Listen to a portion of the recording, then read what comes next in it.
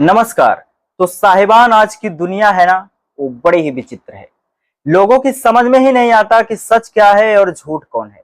जोर शोर में दबा दबा के मीडिया से घेर घार कर चमचमाते बैनरों तले झूठ जैसा सम्मानित है, वैसी बात पहले कोई सोच भी नहीं सकता था। हमारे मोदी जी विश्वगुरु की होड़ में तो अव्वल चल रहे थे, पर डोनाल्ड ट्रंप ने उनकी चूल्हे हिला दी।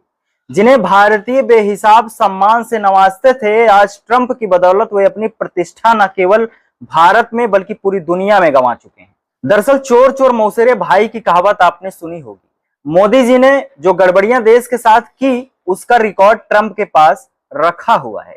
यदि तू तड़ाक किया तो ठिकाने लगा दिए जाओगे, इसलिए साहब सरेंडर हैं।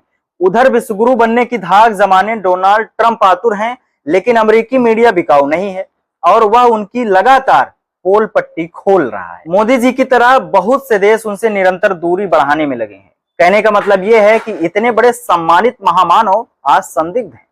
लेकिन यह तो राजनीति की संदिग्धता है, जिसमें साम दाम दंडभेद आज भी कथित तौर पर मान्य है। बहरहाल, राजनीति से हटकर अब दूसरे क्षेत्रों की ओर मुखातिब हो लिया जाए। एक सन्यासिन ऋतांबरा देवी जी हैं, जी दुर्गा वाहिनी वाली, जिन्हें भारत सरकार ने पद्मश्री अब पद्म भूषण से सम्मानित किया है। ये राजनीति से जुड़ी सन्यासिन हैं और देश में सांप्रदायिक आग उगलती रहती हैं। सांप्रदायिक सद्भावना के लिए विख्यात भारत के लिए यह एक करारा तमाचा है।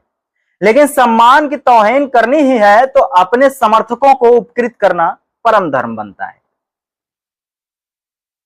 एक और हैं श्री राम भद्राचार्य जी, जिनका आशीर्वाद लेने थल सेना अध्यक्ष खुद चले जाते हैं। उनकी देशभक्ति देखिए, वे आशीर्वाद देते हुए दक्षिणा में उनसे अधिकृत कश्मीर मांग बैठते हैं।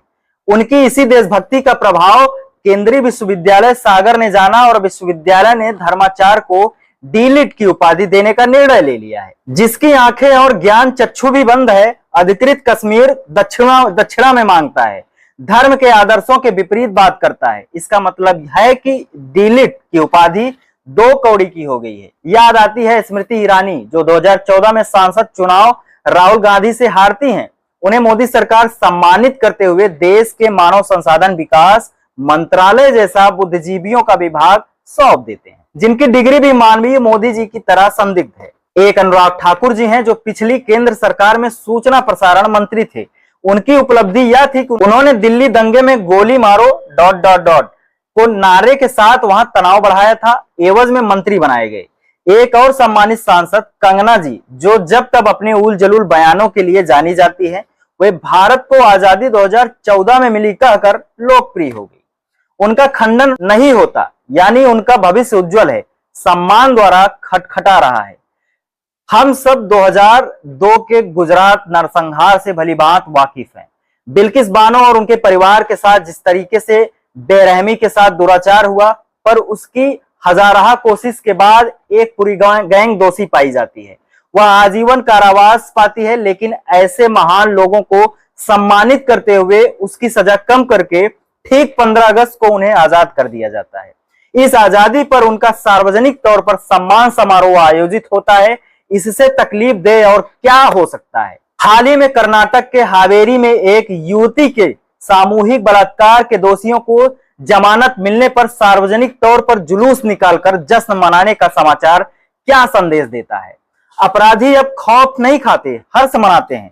ऐसे कई उदाहरण हैं जिसमें भ्रष्ट आचरण के दोषी लोगों को इस दौर में मंत्री पद देकर सम्मानित किया गया है। उसमें हेमंत बिश्व शर्मा, शुभेंदु अधिकारी, मुकुल राय, शारदा चिटफंड जैसे घोटाले के सरताज हैं। तो अजीत पवार सिंचाई घोटाले, नारायण राणे आदर्श सोसाइटी घोटाला, नबील जिंदल कोयला घोटाला, येदियुरप्पा खनन घोटाला बाज हैं। ये सूची बहुत लंबी है, फिर क्यों ना भावी नेता घोटालों से विचलित होंगे। इस तरह सम्मानों के लिए तड़पते फड़फड़ाते लोगों को देखकर क्षोभ होता है।